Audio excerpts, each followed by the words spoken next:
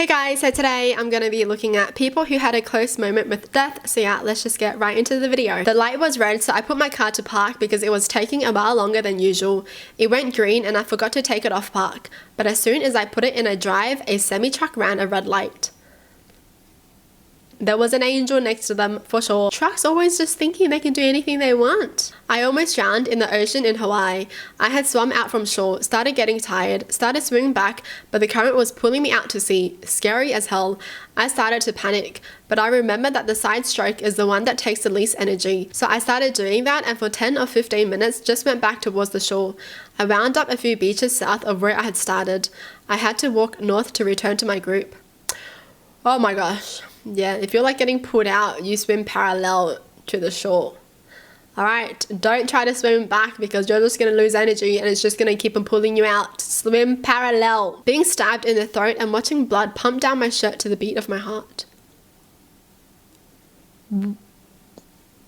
Well, I am glad they survived. Jeez, that sounds freaking horrifying. You know that case where this guy like cut this girl's neck and she held her head up herself and pretty much still got herself to the hospital?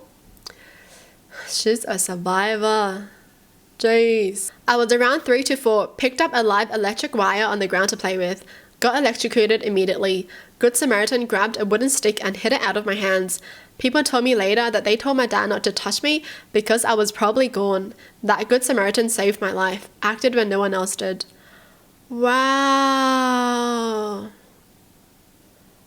What do you even do if someone gets electrocuted? Like, what do you do? CPR? Man, everyone else was just like, they're dead.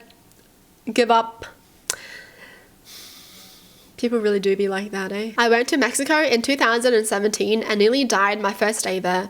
Was all good, having fun, having a few drinks. Nothing too crazy though. Went to my room in the evening and suddenly got a bad stomachache that just got worse and worse with each minute that passed. I also got feverish and delirious pretty quickly. I remember for some reason I decided a shower would be a good idea. And that's when my girlfriend at the time found me heaped on the floor screaming in pain. I vaguely remember a paramedic stabbing me in the ass with some morphine, which allowed me to calm down. Get to the hospital and they quickly find out that I'm going septic from a stomach infection. A few more hours and I'd have been dead. Spent 3 days there. Lost 30 pounds and could only eat soft fruit for about a week after. I almost got the worst strep throat on the plane ride home too. My immune system was already weak, so it was horrible. Made me cough so much that blood came up. That was another hospital trip when I got home. The doctor who oversaw my care in Mexico was the most amazing doctor though. He spent the first 36 hours with me to make sure I was okay. Didn't eat or sleep or anything. Whoa. Thank gosh the doctor knew what to do. That is always so scary. How things can just take a turn so suddenly. You just never know, right? Man, what the heck was that though? Like, how did he get that stomach infection? Me and a buddy driving through the middle of Montana, really late at night, very tired. Speed limit at the time was reasonable and prudent. My buddy was driving and took that to mean as fast as possible at all times. I was nodding off. I look over and he's nodding off. We both look up and there is a massive white elk in the middle of the highway, like huge, like a horse but bigger. We are doing about 120 miles per hour or so. He slams on the brakes and we go into a tailspin and spin around the thing and come to a stop. Totally fine. We stopped at the first campsite we found after that. They're driving so freaking fast that night. Are they crazy? Jeez. I was on the back of my dad's motorcycle and he had a heart attack and blacked out. Bike went over. I hit the ground head first. Luckily he felt something was wrong and slowed down, so it wasn't nearly as close to death for me as it was for him, but it was still super scary. Thank God for helmets. Whoa. Oh my God, motorcycles scare me, man. Like, it doesn't even matter if you're going slow. Someone else can just make a wrong turn and just hit you and you'll be flying out. But hey, it says the dad survived, so nice. My stepmom holding me underwater in the bathtub when I was 7 to 8 and I blacked out and woke up on the bathroom floor with no one around. Wow. I hope they freaking call the police on that stepmom. Seriously. She does not deserve to be out here. I was 7. My family had just arrived back home from watching The Incredibles in theaters. I decided to try and run like Dash around the whole house. I ended up running through the kitchen towards the back door that led to our backyard way too fast and couldn't stop. This door had a window in it, and when I put my hands out to stop myself, I ran into the door and my hands went through the window. My parents heard the crash and called out for me to ask if I was okay. I came walking out of the kitchen into the living room, blood pouring from my wrist. I was in a Disney princess nightgown too, so it was honestly a scene from a horror movie. We lived in a remote area, so when my parents called the ambulance, it couldn't find our house at first. My mum had to run out and flag down the ambulance while my dad was applying pressure to my wrist with a bunch of towels to try to stop the bleeding. The ambulance finally got to our house and the EMTs were able to get the bleeding to stop and take me to the hospital. I lived. The scar is pretty gnarly. Oh my gosh, this is making me cringe because that sounds like it hurts like hell. Jeez. The wrist, eh? Whoa. They really ran that fast. They just zooped out the window. Kids. My ex-husband purposely crashed his car with me in the passenger seat because he was drunk and angry at me.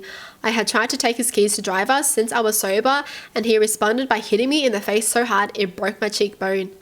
So I just got in the car and let him drive. I could barely see out of my left eye or stand from the pain and immediate swelling. He screamed at me the whole way home, and right after calling my mother a name, looked at me and then just jerked the wheel as hard as he could to the left and floored it. The car spun around and we hit a telephone pole on the side of my car. Completely split the pole in half. If the pole wasn't there though, we would have ran over a massive ravine and into a river to drown if you weren't already dead by the bottom.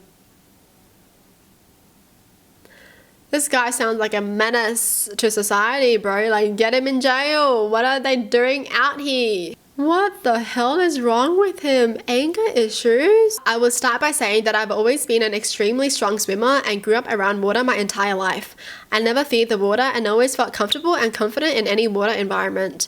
So in high school, my friends and I enjoyed going down the river where there were some rocks and a bit of current to just lay around and hang out. We might get in the water if it seemed safe to do so.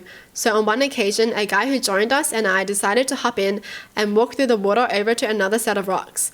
Well, the current was much faster and rougher than we anticipated. I jumped in first and got my bearings, with the water up to my upper thighs. Deeper than we thought, but I was not daunted. I could feel how powerful the current was, but I still thought I was strong enough to wade through it. So I took a few steps and suddenly slipped. That's all it took for the disaster to happen. I remember tumbling head over heels and feeling like I couldn't get back upright. I was just shooting down the river and continuing to tumble. Out of nowhere, I felt a hand grab my wrist. This guy I barely knew had grabbed onto me and was pulling as hard as he could. Finally, my head made it up and out of the water, and he grabbed my waist and dragged me onto a rock. He saved my life. It was probably a minute or less, but it felt like an eternity to me under that dark water. That's scary. I was spitting out water and gasping for air. I was bloody from tumbling around and scraping on the rocks.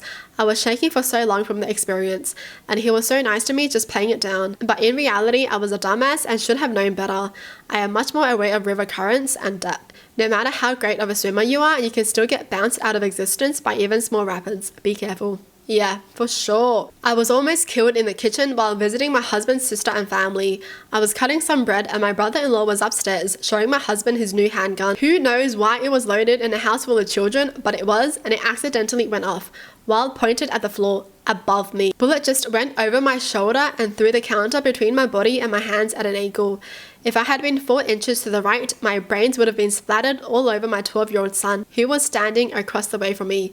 I had PTSD for months afterwards. The nightmares were intense. Are you freaking kidding me? Like, the safety thing wasn't even on there either. And the gun was loaded in a house full of kids. Man, I still find it so crazy when you just like hear about people showing off their guns. Wow, I guess that's how life is over there, hey? Well, that's it for the video. Hope you guys enjoyed. Tell me in the comments down below what your thoughts are. And as always, thanks for watching. Hope you guys liked it, and I'll see you guys next time. Bye!